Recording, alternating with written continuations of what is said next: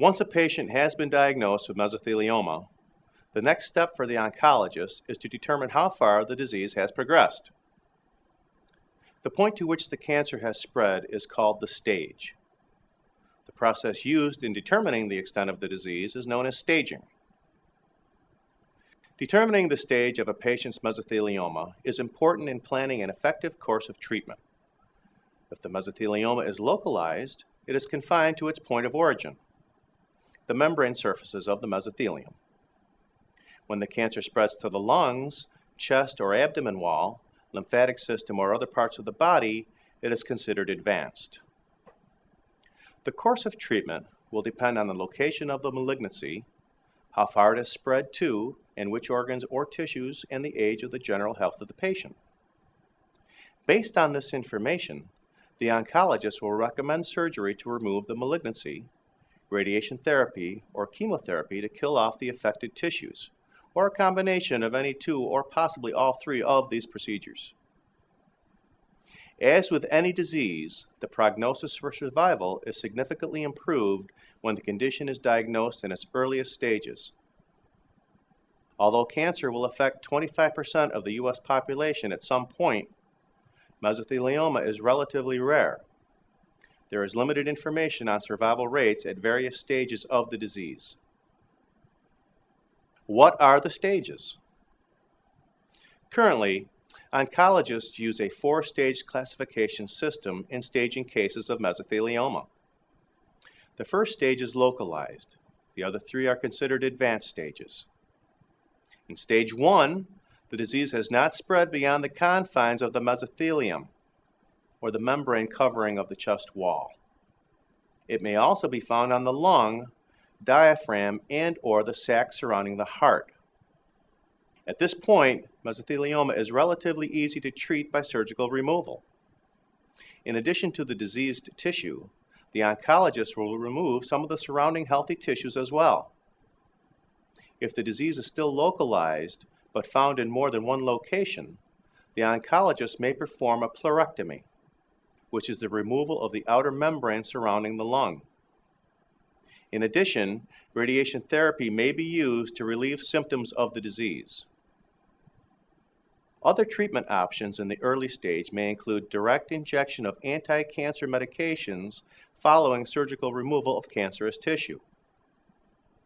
By stage 2, the malignancy has spread beyond the mesothelium of the chest wall and has moved into the lymph nodes on the same side of the chest on which the disease originated. Stage 3 mesothelioma is characterized by spread into the mediastinum, which includes the esophagus, or the passage into the stomach, the trachea, or windpipe, the thymus, arteries of the heart, and the heart itself. Malignancy may also have spread beyond the diaphragm and into the lining of the abdominal wall, which is known as the peritoneum. By now, the disease may also have spread to lymph nodes on the opposite side of the chest. By the time mesothelioma has reached stage 4, it has spread to organs and tissues far from the respiratory system. What are the treatment options? In these advanced stages, treatment for mesothelioma must necessarily be more aggressive. In addition to the treatments used in stage 1, pleurodesis may be performed in order to stop the accumulation of fluids in the chest. Pleurodesis is a painful process that involves the deliberate irritation of certain membranes in and around the lung by administering certain chemical substances. Patients are typically sedated before pleurodesis is performed. If necessary, the oncologist may surgically remove part of the lung and diaphragm in addition to part of the membrane surrounding the heart. This procedure is called extrapleural pneumonectomy. Radiation and chemotherapy are also used in treating advanced mesothelioma, either separately or in combination. With chemotherapy, drugs are applied directly to the cancerous areas in order to shrink and ultimately destroy them, as they prevent the buildup of fluids within the chest or abdominal cavity. If after successful treatment a cancer returns, it is considered recurrent. Recurrent malignant mesothelioma can occur in any part of the body, but most commonly it recurs in the chest or abdomen. What about experimental treatments? Those with recurrent malignant mesothelioma may be candidates for experimental treatments, more accurately known as clinical trials. New types of chemotherapy and surgical techniques are researched on an ongoing basis. Radiation techniques are constantly refined and updated. One promising new area of research involves the use of biologic treatments. Biologics include medications that are developed at the cellular and even genetic level. Medical researchers have long been seeking a way to use the body's own defenses in fighting cancer. The problem lies in the way those defenses, known collectively as the immune system, operate. Antibodies, which are the body's last line of defense, are specific to a certain pathogen or invader. Antibodies recognize a virus such as malaria as a foreign body, a cell that is invaded from the outside of the body. Since cancer cells are simply the body's own cells that have begun to grow and multiply in an uncontrolled manner, antibodies do not recognize them as foreign cells.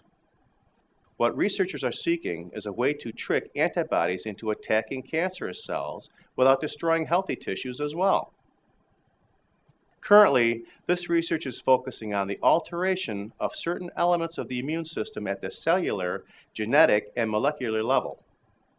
One line of research shows promise involves using of vectors, which are genetically modified viruses and bacteria that are used as delivery systems of pathogens that will stimulate the body's immune system and trick it into attacking cancer cells.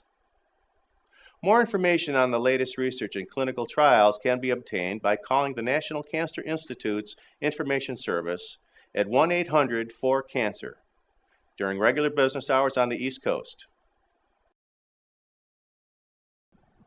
Thank you for watching. This video was produced by Asbestos.Net, a leading resource on all aspects of asbestos and mesothelioma. Our priority is to inform victims about the devastating effects of asbestos exposure, mesothelioma, asbestos cancer, asbestosis, and other asbestos-related diseases, and to advise them with a wealth of information. Individuals whose lives have been touched by mesothelioma have numerous questions and concerns. Their caregivers and family members also need accurate, reliable information.